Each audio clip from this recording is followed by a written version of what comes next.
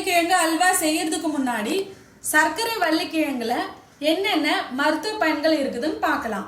First point, முடி கொட்டுற பிரச்சனை தீரும். Second point, dandruff problem. Third point, lungs problem இருக்கிறவங்களுக்கு இந்த சர்க்கரை வள்ளிக்கிழங்கு சாப்பிட்டா ரொம்ப நல்லது. ஃபோர்த் பாயிண்ட், நம்ம உடல் உறுப்புகள்ல இருக்கிற கழிவுகளை வெளியேக்கிறதுக்கு இந்த சர்க்கரை வள்ளிக்கிழங்கு ரொம்ப யூஸ்ஃபுல்லா இருக்கும். ஃபிஃப்த் பாயிண்ட், மெமரி பவரை அதிகரிக்கும்.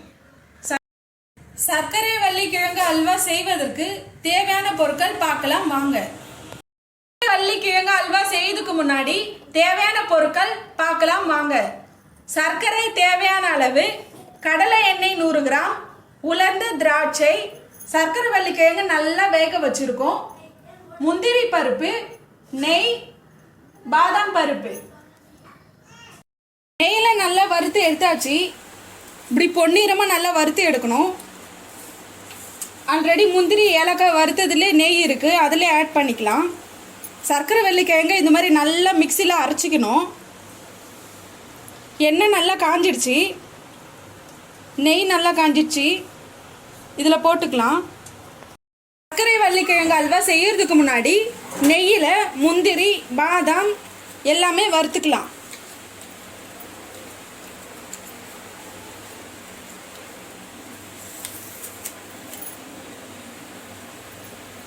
நெய் நல்லா காஞ்சிச்சு, முந்திரி பாதாம் உலர்ந்த திராட்சை எல்லாம் போட்டு வறுத்துக்கலாம். நெய்யில் நல்லா பொன்னிறமாக வறுக்கணும்.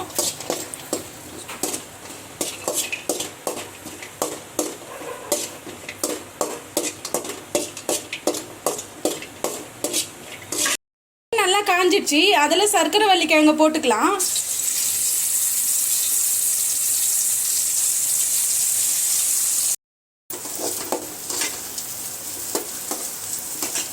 நல்லா அப்படி வதக்கி விட்டுக்கணும்.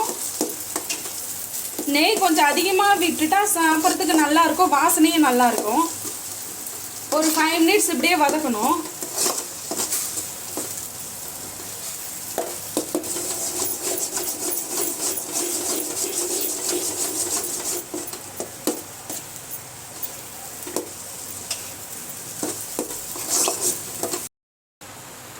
தேவையான அளவு சர்க்கரை ஆட் பண்ணிக்கலாம்.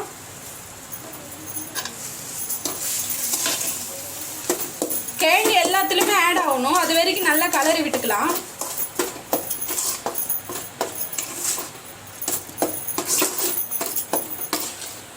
இந்த சர்க்கரை வள்ளிக்கிழங்கு நீங்கள் வாரத்தில் 3 நாள் யூஸ் பண்ணலாம்.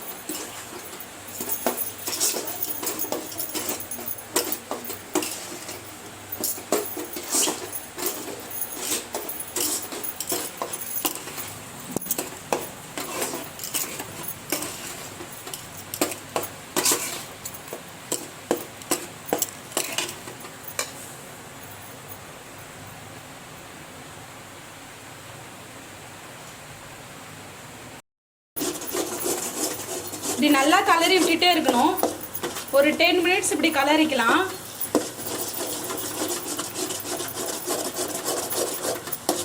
நெய் கொஞ்சம் அதிகமாக ஊற்றி செய்யுங்க. இந்த மாதிரி வானலில் ஒட்டாமல் இருக்கணும், அப்போதான் அல்வா சூப்பராக வரும்.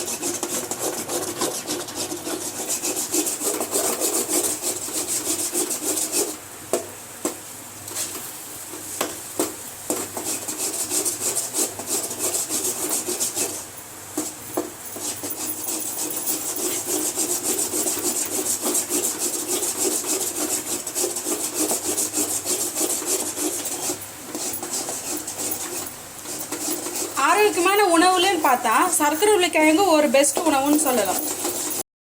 கலர் நல்லா வந்துடுச்சு, நல்லா நெய் வாசனை நல்லா சூப்பராக வருது. நெய்யில் வறுத்து வச்ச முந்திரி பாதாம் பிஸ்தா எல்லாத்தையும் போட்டு ஸ்டவ் ஆஃப் பண்ணி இறக்கலாம். நல்லா மாறிடுச்சு. சர்க்கரை வள்ளிக்கிழங்கு அல்வா வாசனை நல்லா சூப்பராக வருது.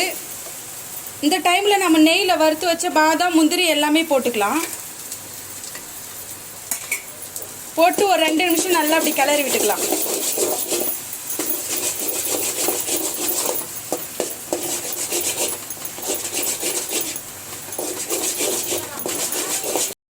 நெய்யில் வறுத்த முந்திரி திராட்சை நல்லா ஆட் ஆயிடுச்சு. இப்போ ஸ்டவ் ஆஃப் பண்ணிக்கலாம்.